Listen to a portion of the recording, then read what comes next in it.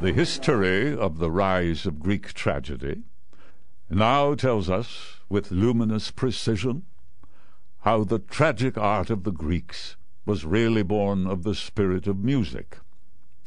At the same time, however, we really must admit that the meaning of the tragic myth set forth never became clear in transparent concepts to the Greek poets, not to speak of the Greek philosophers. Their heroes speak, as it were, more specifically than they act. The myth does not at all obtain adequate objectification in the spoken word.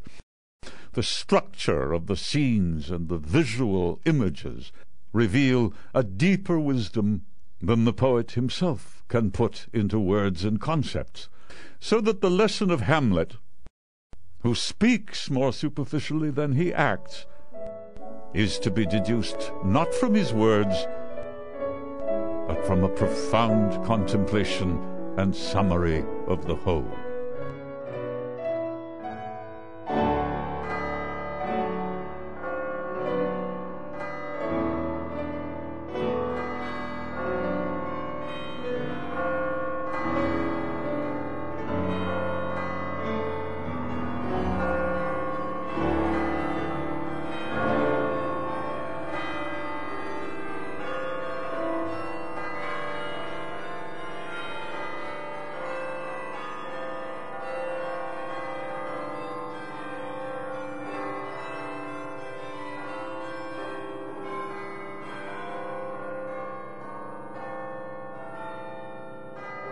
Affirmation of life, even in its strongest and sternest problems, the will to life, rejoicing in its own inexhaustibility through the sacrifice of its highest types.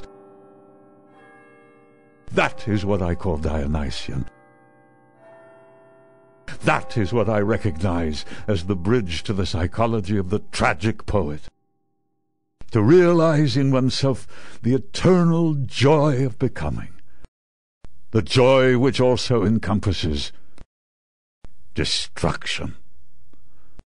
In this sense, I have the right to understand myself as the first tragic philosopher.